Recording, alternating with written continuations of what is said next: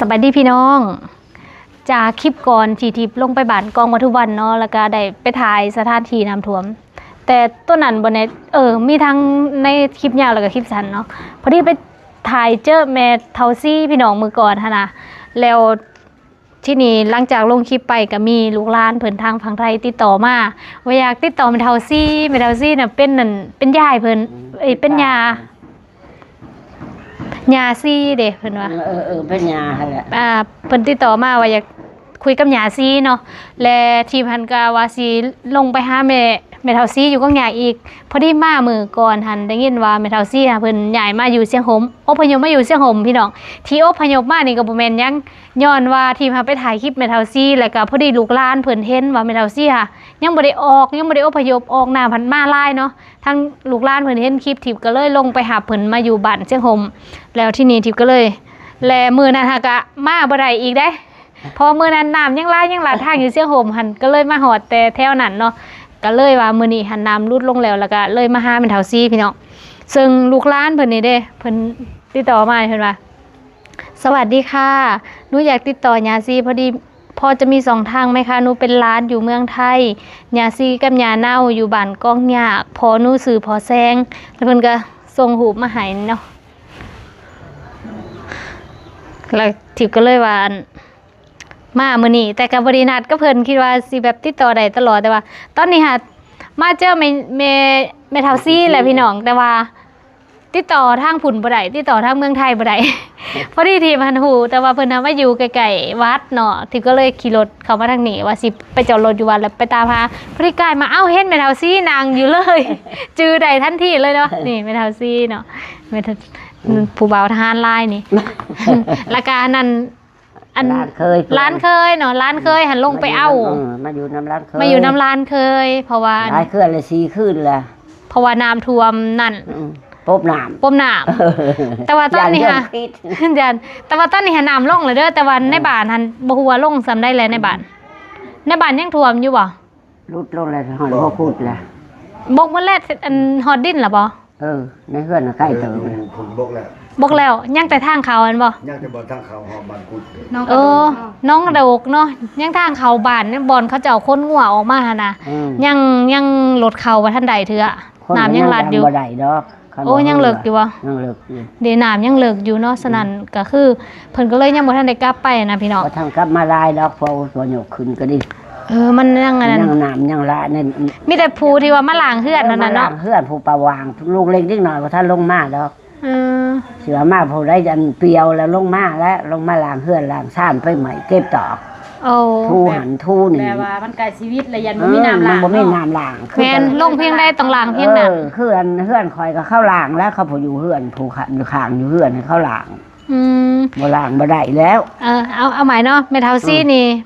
กับร้านน่ะเป็นยังกันเกาะยาเป็นอันนั้นเป็นลูกน้องคอยแม่เขากับผู้นั้นบ่แม่นกับผู้นั้นร้านเป็นร้านทุกตาน่ะร้านน้องนี่ผู้นี้พอทุกตาอันแม่นี่กับแม่เฒ่าซี่นี่เป็นยังกันเกาะอันนั้นแม่คอยเป็นป้าอันนี้เป็นร้านซาวและคนที่ติดต่อมาและพอเขาน่ะเป็นน้องของแม่อีกเป็นลูกนาบาวฮะเป็นลูกน้องชายเป็นลูกน้องชายผู้นั้นเป็นลูกน้องชายของผู้นี้อันนี้ก็เป็นป่าเนาะเป็นป่าของพ่อเล่าก็เลยเป็นยาเนาะประมาณนั้นแต่ว่าเบิ่งนาล้านเล่าอะไรก็เป็นแล้วนี่คือกันเด้คือกันเนาะส่งนานะเดี๋ยวเอามาให้เบิ่งคือกันเลย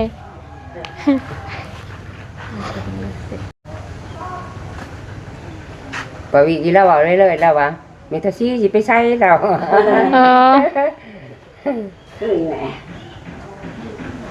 คือให้ก็ก็คือกันบ่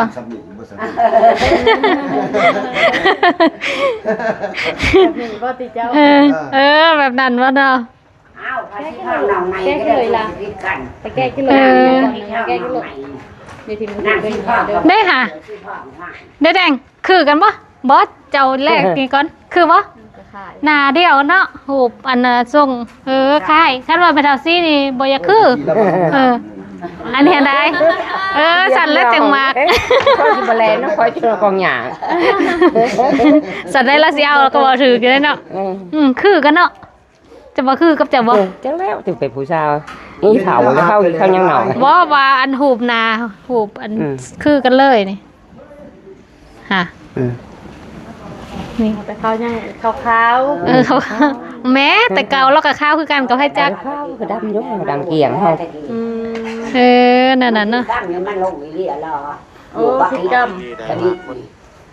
เอาคอยดังไข่แจ้งกี่เล็กมันเอาไปเป่า ไผผิดเรานี่ผิดกรรม พี่กี่เล็ก พี่เล็กกับพี่ น้ำก็เลือดมันออกให้ประตูอยู่เช่ก็เรียกชินสีหาพื้นน้ำแดงท่านี้แล้วลูกผู้ชิตายให้กินน้ำหอนกินน้ำหอนกินน้ำหอนลูก ลูกสุดท้ายแล้ว ลูกสุดท้ายเมื่อกี้ ลูกจะคน ลูก5คนค่ะว่าลูกหลานมันก็20ปีแล้ว 3 ปี แล้วบอกหลาน มันมาพิษลูกสุดท้ายในช่วงนั้นก็บริพิษดอกตรงขี้เล็กว่าสั่นมันอยู่ไพ่ว่าสิตัวผัวแพงน้อยแดงแต่ว่าหมอขี้เล็ก มีกับเขาเป็นเพื่อนกับมัน บัดอันนั้นเนาะว่ามันอยากผิด พิษได้ขี้เล็กนี่ แนวแปลกๆก็บางคนบ่ผิดผิด นี่ลูกสาวก็เขาเป็นเพื่อนกับมันเขาไป โอ้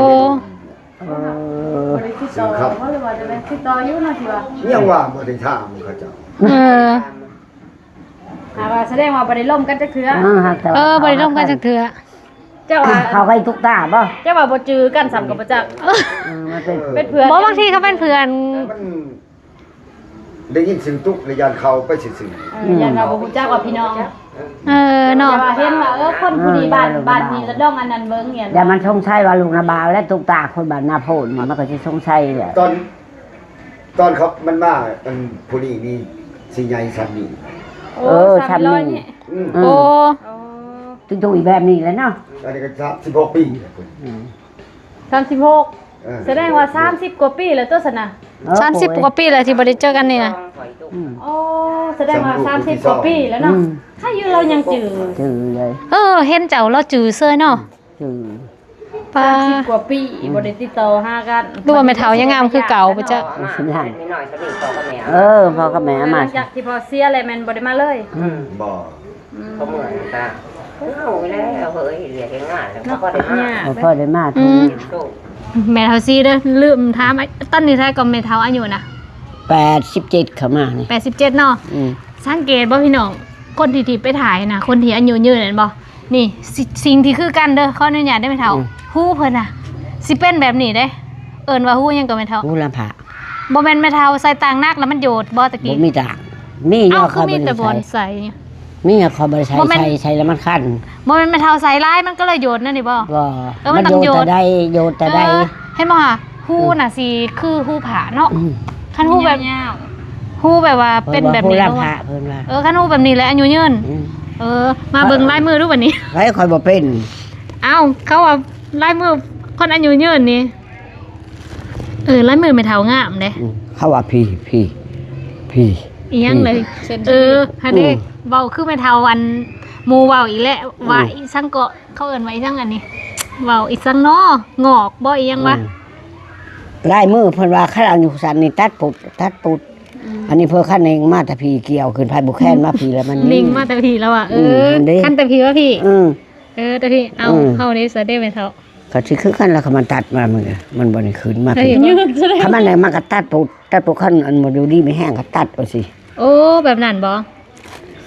ลายมือไม่เท่างามเนาะนี่ได้สามเหลี่ยมนี่อันนี้สามเหลี่ยมงามได้แสดงไม่เท่าเงินลายได้นี่ บ่นี่ เอาเขาว่าสามเหลี่ยมอยู่วันนี้ดีได้ ท นี่ งเงิน ทงเงินเนาะเขาว่ามีดาวนี่สมามีลายแท้เนาะนี่เบิ่งเป็นกาไปบวกก็ยังเป็นได้เด่นแล้วก็อันนี้ก็งามเนาะลายมือเราแล้วก็เซ็นอันนี้ดีเด้อนี่เซ็นอันนี้เขาว่าลูกลานเหลียงนี่เด้ ลูกหลาน นี่ พี่ บ่มี เขาว่า บ่มีเลยลูกลานบ่เลี้ยงซะนะเบิ่งกับเฮ็ดจังสิดูให้เท่าเด้ค่ะโอ้นี่ได้แบบแม่เฒ่ายังไงเว้าแล้วก็มีอยู่ก็แม่นนั่นแหละก็ต้องมีแหละเพราะว่าคนอายุยืนคือกันเด้เขาว่าเราเอิ้นว่าหิมะ มันบ่กุดอันนี้ มัน บ่ บ่ ย่านออก มันย่านออกเนาะ มันมีผู้เลี้ยงเพิ่น บ่แม่นเป็นน้ำแบบเฒ่าแล้วมันเป็นอันนี้บ่แม่นเฒ่า บ่เหลว แต่ละคนก็บ่มีบ่ ละคนก็บ่มี เห็นบ่หามันสิเป็นเห็นบ่แบบแม่เฒ่า เฮาคือได้เฮาก็เป็นอยู่ซอยลูกคือสิเลี้ยงอยู่ ไสมันสิเป็นค่ะบ่นี่มันเป็นก็คือแล้วได้นี่ค่ะ นี่นะ เนาะมันสิอันนั้นจักจังว่าต้องเบิ่งหลายๆคนเนาะ หลายคนเขาก็เบิ่งคอยโอ้ยเขาว่าลูกหลานเลี้ยงเท่านี่มันยืนกินน้ำลูกน้ำหลาน กินน้ำลูกน้ำกะหลานเขาอ่ะผู้ไก่กระเบิงผู้ไก่กระเบิงโอ้ยชุดอุ๊กไปชังตัวอุ๊กบ่มีเพนเลี้ยงอุ๊กไปชังลูกหลานแช่วเบิ่งเขาเบิ่งอยู่ผู้ไก่เห็นบ่คอยหาเว้าพะโลว่าหาผัวตั้งแต่น้อยเท่าใหญ่แต่พออยู่ปากชั้นจนสิฮอดตลาด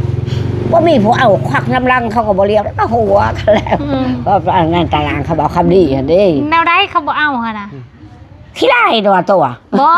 คือเขาว่าเขาบ่เว้านำแม่เฒ่าบ่ลือแนวใด เขาชิเว้าหั่นแล้วจักโตพบเขาจักเขาพบโตเว้าชื่อแล้วคันว่าเห็นขี้เราโวยวายเดี๋ยวคอยไปอยู่เด้คอยบ่สู้ เขาว่าแม่เฒ่าอันนั้นเลือกหลาย อันความ เลือกหลายนี่เขาว่า1นั่นได้แม่ง2ก็คือบ่ได้ แล้วก็คอสิเลือกนี่บ่คอยพาได้ร่างคำผาและยานหมู่บ่เลี้ยงคือเจ้า แม่เขาเสียหมดบ่จังได้เลี้ยงหลานน่ะ แม่ชุ่มนี่ก็เสียพอเข้าก็เสีย โอ้ แล้วก็ชุ่มอยู่บ้านเนื้อกับแม่เขาเสียมาอยู่นครนอกพอค่ำ โอ้แล้วก็ 4 คน แสดง ตัด ว่า สินใจออก แต่ละคนนี่มันจะเลี้ยงหมดเลย แม่นหมดเลย โอ้ คอยตัดสินใจออก เอาแล้วไปหาผู้บ่าวนี่แลนำผู้บ่าวนี่ร้านก็เอาไปนำบ่ บ่แล้วร้านกับผู้บ่าวและแหลนนำแหลนตาผู้บ่าว ร้านใหญ่แล้ว ร้านใหญ่ไรซ้ำมูนี่โอ้ยไปคนเด้ออีห้างเอ้ยมึงเบิ่งเด้อกระทุงกระปุ่นกูนี่ไปแหละ ไปแลนพ่อผู้บ่าวในบักท่านได้อุ้มอีเวียงแลนแค่นั้นแลนแต่นี่ผู้บ่าวพาได้มาอันนี้แหละอันมันแก้วชะเพ้าแดกกับอันมากอันนั้นนะมากเบ้นใหญ่ตะกี้นอกคนมากสัมปตีน อ๋อ ผู้บ่าวมาจะในอันแจ้อันนั้นแจ้ตลาดปากสันไปชันเมื่อมันว่าตัวว่าไปฉันไปอาบุญบ่มันว่าพอสิไปที่ยังบ่เมื่อแล้วก็เมื่อโอ้ย แล้วเท่านั้นคือ ตะกี้มันเป็นยังคือมีแต่ผู้บ่าวทหารเนาะคนธรรมดานี่บ่มีบ่ อยู่ปากชันนี่เจ้าชิวานอะไร3 กองพันลงมาอยู่ในปากชันท่านถาโทมทหารนำบากทหารอยู่ในหันก็มีบ้านนี้เขาพันที่ดินสร้างลงมาพี่อายเนาะเจ้าสุไปเด้อนะชาวเอ้ยของเจ้าชีวิตลงมาทหารตะกี้มันคั่งมันฉไล บ่ มันอยู่น้ำพูน้ำผาพี่อายว่าเจ้าสุไปเด้อทหารเขาลงมาแต่ผุนได้เดียวนี่ลงมาแต่นำบากผุนพวกข้อพันที่12ข้อพันชาวเอ็ดข้อพันที่6มัน3 กองพันพระเชแอมตังอยู่ในปากชันนะลีแล้วชิว่าป้อมันบ่หูมันมากแตกมา5 มากแตกความอยู่หัวครัวปากชันนะป้อไปแล้วบานี้เชียงดนตรีกอมอยู่ป้ายคอเจ้าชีวิตลงไปเพื่อนลงไปอันเยี่ยมย่ามประชาชนแล้วเพื่อนอาโกยจะไปยักใต้พี่อายอยู่ไปได้ย่านทหารใช่เหรอปีช้างเป็นทหารใช่มันใกล้ไม่ยิ่งเที่ยงคือว่าทหารทรายมันไกลไม่ยิงเขาอยู่ผู้อยู่ผ้าเขาไม่ได้พอ อ๋อเขาเราเป็นตาญาณเป็นตาญาณเขาพอคุมเขาก็กุมก็ดีตัวกำไรชีวิตเสร็จแล้วเราบ่ได้สำเนาะบัดนี้เข้าคนทหารลงมาเขาสิไปพุ่นได้สิไปลองแจงอีแหละที่เขาสิขึ้นลองแจงเขาจะมาไปนั่งเบิ่งแล้วก็หญ้าแผกยุ่นมันสิว่าบ่มาคันนั้นเขาลงเหนื่อยใหญ่ลูกเมียทหารไปหารับผัวเข้าหันลูกไผเมียมันแลนไปรัดในไปยืนกลางจองเบิ่งบางทีผู้ใดเมียเขาบ่ได้มาเด้เขาก็อายเขาก็ใกล้คุณโทแลเอาครับ 3-4 คนผู้ใดไปเบิ่งเจ้าก็เฮ็ดตีไปลาบผู้ใดเมียบ่ได้มาเนาะไปเบิ่งแล้วไปชวนกันเฮ้ยว่าไปใช้เบิ่งทหารเขาลงมาทาโทมพุ่นเขาสิขึ้นน้ำบากไปไกลสิเพนมาสิเอาบ่ย่นคนทหารมางามบ่แม่เฒ่ายุ่นตะกี้มันก็งามเร็วๆเงินเยอะนี่คือยุ่นแบบสีเขียวที่เฮาเห็นนี่บ่ย่นแคบแดงเอากล้วยค่อยก็เว้าไปแล้วค่อยก็ได้ขี่ย่นน้อยค่อยก็ได้ขี่ย่นไงค่อยก็ได้ขี่เอาคือได้ขี่รถค่อยก็ได้ขี่คือค่อยก็ได้ขี่กระปัน3 คันค่อยก็ได้ขี่กระปัน3 คันตะกี้ห้องกระปันเข้าห้องเหือใหญ่ เหือช่องคางนี่เหือตัวนี้นั่นเหือจักช่องคางนี่เหือธรรมชาติเฮานี่เขาละมัดใช่กันไม่ช้ำนี่เขามัดใช้อันขอ จับ เหือ แกเพื่อหน่อยจะเจ็บ เนาะ มันอันเหือใหญ่นั่นไม่ช้ำนี่ทางก้างลำหนึ่งทางขอกลำคอมือไปเมื่อคืน อืม อ้าวโกย เอาเฮ็ดได้คือได้ขี่นํเขาคือได้ขี่ยุ่น ขี่ย่นหันบ่ขี่ตะบานนี่คอยไปลงสวรรค์เอ้าทหารผลึงเคยนะบานนอกมือแรกมาคอยกับที่นึงเขาแล้ว อืม บ่าวอายพอชี้เฮ้อห้ายเพิ่นว่าย่นสิเมื่อสวรรค์โตสิบ่เมื่อบ่ได้มีเงินพัดเมื่อพี่ช้างเงินบ่ได้มีพ่อกีบ ว่าสิแล้วโตคนกะโหลกเนาะมันนี่ก็นั่งไปนะเพิ่งตื่นแล้วก็ทุ่มทหารหนึ่งเคยมาโอ้ยอยากเมื่อสวรรค์เด้เงินบ่มีพ่อกี่ไผกับบ่ทาน แสดงว่าเรางามลายเติบอยู่นั่น แล้วก็นั่งแล้วก็เว้ากับผู้หนึงเคยเข้าให้ผู้เลยได้เงิน1,200ใส่ธงขึ้น ขายุ่นเท่าไหร่บัดนี้ มาแล้วใส่ธงกี่ไปน้ำยุ่น อ๋อ นั่นล่ะ มาแล้วก็ทำให้แดเจ้าอายแดสิไปบ่สิคันยุ่นเป่าก็ไปเงินนับบ่ไปคันยุ่นขี้ยุ่นพุกอันนี้แหละอีแม่เราไปบุญผุดละ5โคกพุ่น อืม ไปแล้วก็เขาว่าย่นชิเมื่อได้ในย่นเป่าบ่เมื่อบ่ตายว่ะย่นมาทรงเขาเยอะเมื่อให้แล้วคันมันบ่มีเงินแหละตัวเว้าสิแหละ อืม คันมีเงินก็เมื่อบ่มีเงินสิเอาช้างไปซื้อลงตลาดสิเอาช้างซื้อก็จะได้เครื่องเด้อว่ะผู้นั้นให้ผู้นี้ให้พระเดชพระกลางอันหนึ่งก็หีบหน่วยหนึงมาข้ามาผู้นั้นเอาผู้นี้เอาจังว่าคอยว่าทาง3เซนคอยได้เที่ยวมื้อละขี่แต่ชวันนี่ไปลงพักท่านนี่ย่นใหญ่ขี่ตะบานไปลงหันย่นหน่อย ไม่เท่าถามเนี่ยบัดเส้นทางที่ฝรั่งสร้างตะกี้ตั้งแต่หัวขั้วนูขู่ค่ะมันไปหอดไส หึ เส้นนี้มันออกสื่อเลยตอนนี้ ออก ออก ถึง ซ้าย เลยแต่ อ๋อ เมื่อชน มาปรึกษามา เชียงโฮมนี่แหละ โฮมซื้อเลยได้เขาในบ้าน อื ซื้ ม อเลย มีทางแม่เขามา มาแล้วก็ต้องในเขตเซ่เนี่ยก็มันต่างแต่บ้านบึงสาม อืม อ่า เส้นทางตัวลุมเบืองทางน้องบึงเลย เห็นทางใช่นี่ ข้างน้องบึงตัวได้ เลย อ้าว ไปดงนางอ่ะ ทาง หน่อยหันได้ ในแรก ทางมันขึ้นไปอันบ้านนั้นตะนู่นนี่ยังค่ะบ่ บันละบู บัลลัมบูกระโคงไปทางนั้น ละบูก็ขึ้นไปใส่บัตรขนุนขาด เออ ทางเข้าไปเดียวนี้มันสิเป็นสื่อเลย อ่า สื่อขาดอุ้ยบอลคนบอล โต๊ะข้าวสางค่ะ โตพลังศาสตร์ เส้นทางตัวนั้นได้ยินว่ามันยาวไปทางพุ่นค่ะจักมันผ่านทางใดแน่มันอันนี้เนาะ หอดตังวาน หอดตังวายเส้นทางโต๊ะ ตัง ขาว วานโค เส้นทางตัวนายบานหายาวไปพุ่นเลย พาบานาสะหอแล้วเขาตังวายโขกเลย มันซื้อเลยได้ทาง อ๋อแสดงว่าผ่านบ้านสนามไส้ขึ้นไปเลย พาบานสนาม ตะ ไทย กี้คือสิมีแตะปลาเนาะเขาจังสร้างซื้อ อ้าว ได้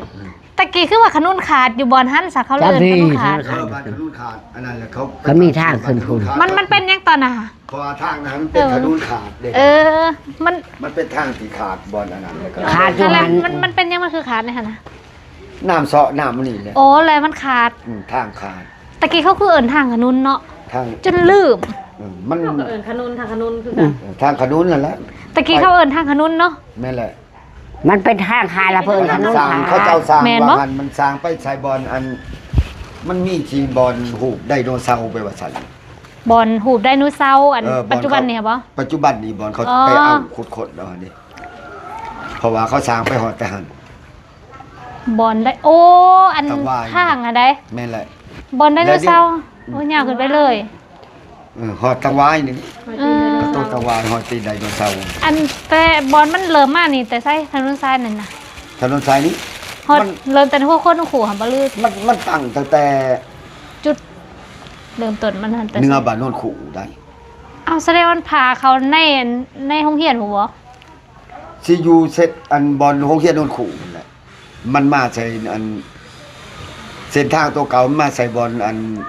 ทางนั้นนะคะจักทางลัดทางลมมันได้เส้นนั้นสอดจะต้องยางคือเส้นลมมันจ้ะ บ่ ทางเก่า บ่แมน แม่นอีกบ่ตัวนั้น บ่แมนนี่มันออกมาใส่บอลทางผาจะล่ายคู่มือนี่แหละ กะทางเส้นใด มัน เลย ออกมาซื้อเลย บ่แต่ว่า บอลโศกบอลข้างแจโรงเรียน ซนคางนะฮะนะซนคางบ้านคางหัวควรขู่ไปมันหอใส่ ยังว่านี่ก็บ่ได้สังเกต ว่าแต่ว่าทางซื่อๆเนาะบ่ได้ทางเข ที่ ต มันเป็นทางลัดเนาะลัดไปบ้านต่าง มีละทางลัดทางลัดขึ้นพุ่น มันออกหน้าตายเลยนะ เออ วางกลางหน้าตายกับตาลโกด เออ ทางตัวนั้น คันทางตัวนั้นมันก็สิเป็นอันใส่หน้านะเฮาและนาโขงเฮาหวยแค่นางเฮาและ เออ สิหวยแค่นั่ง เป็นโรงเรียนเก่า คนอื่นอยู่รักติกี่ว่าหน้าตาจะหลังหน้าตาจะหลังออก เอ็น คุณ บ่เฮาไปออกคือไปแต่พี่ไปนี่ไปเส้นทางกูมีนี่แหละ โดย แล้วไปซื้ออาหารมอไตแล้วมันซื้อไปดังนั้นเลยได้ทางตะกี้ มาซื้อไปทางผีไป เออ ซื้อไปทางนั้นนาตะค่อย มันคือเนื้อโนนขู่ได้ เออ เนื้อโนนขู่ ซื้อไป ไปตก นั่นเลย วางวะอันเททางตัวนั้น แต่ข้าวนี่ไปเขาเฮียนอันอยู่แก่กอกนั่น แสดงว่าตะกี้เขาลัดไปเสิงหน้าเขาไอ้เบื้องพี่แล้วเนาะไปใส่แจนนขู่ค่ะ สิแม่นมันตกวางวะบางอันก้างอันบานหน้าตากับอันนั้นเททาง อืมแสดงมันพาไปทางนั้นเนาะ เข้าไปเขาเฮียนอยู่แก่กอกว่ามันมีอุดมแต่อยู่แก่กอกเด้อ มีแต่ ตะกี้เมืองเฮานั้นมันเป็นอันเมืองจะพรมาเด้ อันนี้ขึ้นกับเมืองจะพรบ่วันนี้ค่ะ ตะกี้เมืองจะพรมาได้เข็น เขาเอิ้นว่าตาแซงน้องพัมบ่หรือตาแซงอะเมือง โต ของ เสี่ยวหอมนี้ เจ้าโฮมนี่ขึ้นกับเมืองของเนาะ ตาแซง บึกสร้างบ่ แม่นแหละ บอลสมาอยู่นี่สิเป็นตาแซงน้องพัมแม่นบ่หรือหวยส้ม ตาแซงกองหยา กองหยากบ่ โนนขู่ขึ้นกับตาแซงกองหยา เห็นบ่ในแผนที่นะแถวไอ้ดอนแดงอีหยังหามันสิเป็นกองหยากเบิดเลย ในแผนที่อะนะบ่ฮู้ว่าไผใส่ผิดหรือจังได๋ ข่าวว่างั้น เป็นจังซี่เนาะ อืม ตะกี้หันอยู่นู่นครูหันมีฮอดแต่ปห้าแม่นบ่หรือมหนึ่งมสามเนาะ มันมีฮอดแต่ม3เนาะ มสาม เราไปเข้าแกนก็บอกว่า เออ ไปอีกลีอยู่บักคิดี หลัง ก็ จาก ดี หันแล้วก็ออกจากโรงเรียนโนนขู่ตะกี้ในขอบเขตอันเมืองจะพรนี่มีแต่โรงเรียนมัธยมโนนขู่ตามก่อน พี่แถวได้ยินว่าแถวไปยังก็ เขต ไอ้ เมื โพ อง สต์คูนนี่ยังนี่ลงมาพี่เบิดเนาะ ไปเขาอยู่หันหมด เขาอยู่พี่เบิด ย่าง เมือง เต็มหมดที่โรงเรียนสองสันบ่อนขายอย่างนี้ โรงเรียนซองสันนี่บ่ทันเห็นเด้อ ขายอันนี้ในขายอันในพลลุงเพชรนั่นเด้ขายในโนนขู่นี่ อันแรกเดียวมันบ่ เขา ยัง เจ้าเฮ็ดโรงเรียน อืม มันเป็นโรงเรียนได้มันเขามาตั้งโรงเรียนซะ ตะกี้ให้มันขายทานทางเวียนอะไรอยู่อันนั้นบ่ได้บ่คือได้ เขาปั้นกันบ่เป็นปกติดอกเขาเรียนตะกี้ เสือกเสือเนาะ มันเป็นเสือไปบางมือก็ไปบางมือก็บ่ได้ไป เฮ็ดจะได้อยู่ตะกี้ลงคุ้มบ่ ลูกคุ้มแล้วขุดคุ้มแล้วแถวกลางบ้าน ขุดนี่ขุดเลิกลงบ่ได้หั่น จนวิหัว จนเพียงลิบหัวพุ่น แล้วบัดนี้ หาไม้มากาดแล้วมัน เอาดินมาถม จมปวงหายใจ โคกล้วย มันบ่หายใจยากบ่อยู่ ดินทม อาการมัน บ่ น้อย บ่มันก็เป็นจงเป็นสองทางไปนี่เด้สมมุติว่าคุ้มใหญ่อยู่พี่พุ่นละขุดไปพุ่นละไปปอก ไปทำเขา โอ้ขั้นปองอยู่พี่หาคนอยู่พุ่น แม่นแหละ